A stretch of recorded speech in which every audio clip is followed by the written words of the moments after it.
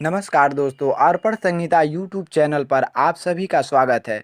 दोस्तों, जैसा कि आप सभी को पता है कि 25 मई यानी आज से हवाई यात्रा चालू कर दिया गया है और 1 जून से रेलवे को पूरी तरह से चालू कर दिया गया है। किंतु आप सभी को पता होगा कि हवाई यात्रा पर राज्य और केंद्र सरकार ने मिलकर निर्णय लिया था, किंतु राज्यों ने इस पे पेच फंसाया है। यह जानने के लिए इस वीडियो के अंत तक बने रहिएगा और यदि चैनल पर नए हैं तो चैनल को सब्सक्राइब करें और बेल आइकन को ज़रूर दबाएं।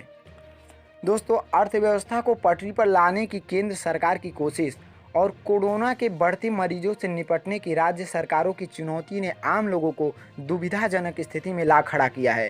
अलग अलग राज्य रेलवे स्टेशन या एयरपोर्ट पर थर्मल स्क्रीनिंग के बाद यात्रियों के घर जाने की छूट से लेकर होम क्वारंटाइन और इंस्टीट्यूशनल क्वारंटाइन अलग अलग मापदंड अपना रहे हैं। नागरिक उड्डयन मंत्री हरदीप पुरी ने आरोग्य सेतु ऐप का इस्तेमाल करने की सलाह देते हुए साफ कर दिया है कि स्वस्थ लोगों को आने जाने से रोकने का कोई तुक नहीं है, लेकिन कई राज्य सरकारें इसे मानने को तैयार नहीं हैं। केंद्र सरकार ने जब सोमवार से हवाई और 1 जून से रेल सेवाओं की सीमित बहाली की घोषणा की तो लोगों में अपनों से मिलने की और कामकाज के लिए एक से दूसरी जगह जाने की उम्मीद जगी थी। रेलवे और विमानन कंपनियों ने अपनी बुकिंग भी शुरू कर दी और लोगों ने टिकट भी कटा लिया।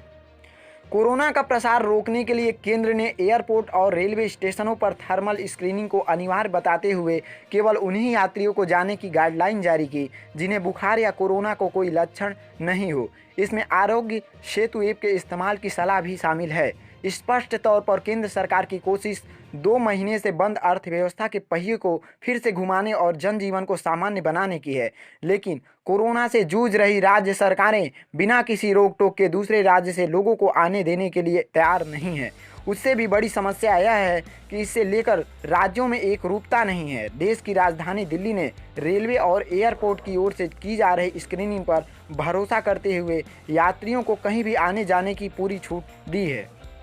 वहीं पंजाब और झारखंड ने बाहर से आने वाले सभी यात्रियों के लिए इंस्टीट्यूशनल क्वारंटाइन अनिवार्य कर दिया है। इसका अर्थ है कि ऐसे लोगों को गंतव्य पर पहुंचने के बाद किसी क्वारंटाइन सेंटर में रखा जाएगा। इस बीच महाराष्ट्र सरकार के एक अधिकारी ने कहा कि राज्य में 19 मई को जारी लॉकडाउन संबंधी आदेश के कोई बदलाव नहीं हुआ है।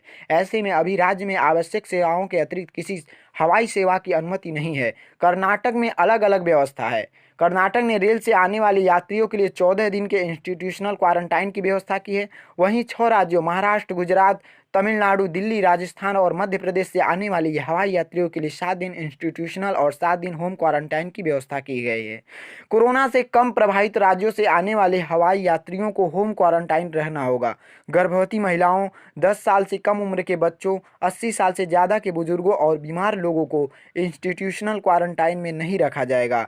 कारोबारियों को आईएमसीआर प्रमाणित लैब से मिली नेगेटिव रिपोर्ट की जांच के बाद आधार पर क्वारंटाइन से छूट दी जाएगी। रिपोर्ट नहीं होने पर जांच की जाएगी और रिपोर्ट आने तक क्वारंटाइन रहना होगा। कर्नाटक ने 13 मई को राजधानी एक्सप्रेस से आए 50 यात्रियों को इसीलिए वापस दिल्ली लौटा दिया था क्योंकि इन यात्रियों ने इंस्टीट्यूशनल क्वारंटाइन में जाने से मना कर दिया था।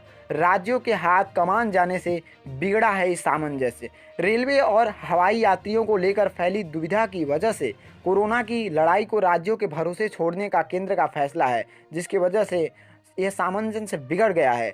लॉकडाउन 3 तक केंद्र की ओर से बताया जाता था कि रेड, ऑरेंज और ग्रीन जोन कौन कौन से होंगे, उनमें से किन किन गतिविधियों की इजाज़त होगी।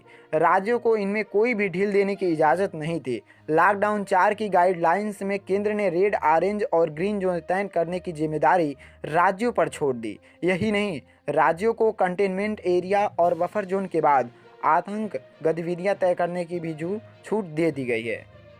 तो इसका तात्पर्य यह है कि हवाई यात्रा करने पर जो लोग यह समझ रहे थे कि हम 1 दिन में ही घर पहुंच जाएंगे, कुछ घंटों में अपनों से मिल जाएंगे, वह है यह भूल जाएं, क्योंकि राज्य सरकार उन सभी का इंस्टीट्यूशनल क्वारंटाइन सेंटर पर भेज देगी। 14 दिन के बाद फिर घर जा सकेंगे। दोस्तों, वीडियो कैसा लगा आप लोग अवश्य कमेंट कीजिएगा और चैनल को सब्सक्राइब कीजिएगा। तब तक अगली वीडियो के लिए इंतज़ार कीजिए। धन्यवाद।